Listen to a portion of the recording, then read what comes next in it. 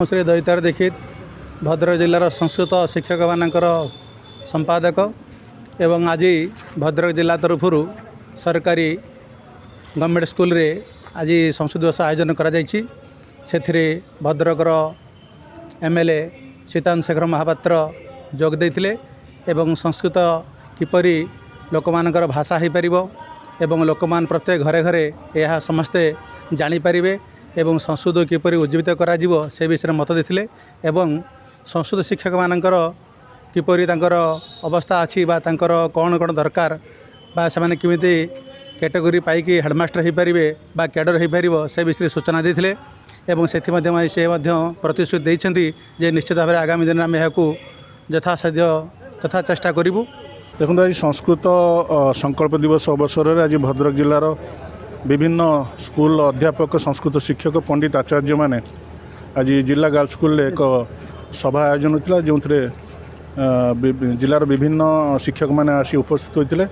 यार मुख्य उद्देश्य लक्ष्य है भारत को विश्वगुरु हवा को संस्कृत जो आमर जो भाषार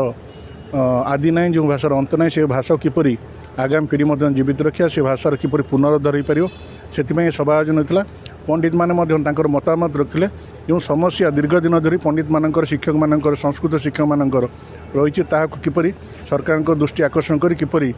से समस्यार समाधान करा से प्रतिश्रुति देछि और आगामी दिन किपरि संस्कृत भाषा को समग्र विश्व रे श्रेष्ठ भाषा रूपे परिगणित करा से प्रत्येक नागरिकों प्रत्येक भारतीय कर्तव्य। संस्कृत भारत से संस्कृति अस्ति तेणु जो देशर संस्कृति जो भाषा अच्छी से भाषार प्रचार प्रसार एवं केमिति लोक मान भितर आदृत हो पार आहरी प्रसारित हम से जो आज संस्कृत दिवस पालन ये विद्यालय परिसर होती अत्यंत गौरवर कथा ए जो अतिथि माने जो उपस्थित रही संस्कृत भाषा को केमिति विश्व स्तर में सार्वजनीन करा जाई परिबो एवं जो भाषा रे केवल संस्कृति नुह विज्ञान रही दर्शन रही ये सब लोकों भितर पहुँची पार सी तालपत्र पोथी आउ थे जीवन्यास पाइब ये बाबद जो संकल्प आज करागला ये अत्यंत सौभाग्यर कथा एवं मुझे स्वागत करुच्ची। धन्यवाद। मु डॉक्टर सदानंद दीक्षित लोकभाषा प्रचार समितिर राष्ट्रीय अध्यक्ष एवं सरस्वती विद्या विहार प्रतिष्ठाता अध्यक्ष संस्कृत दिवस अवसर में आज भद्रक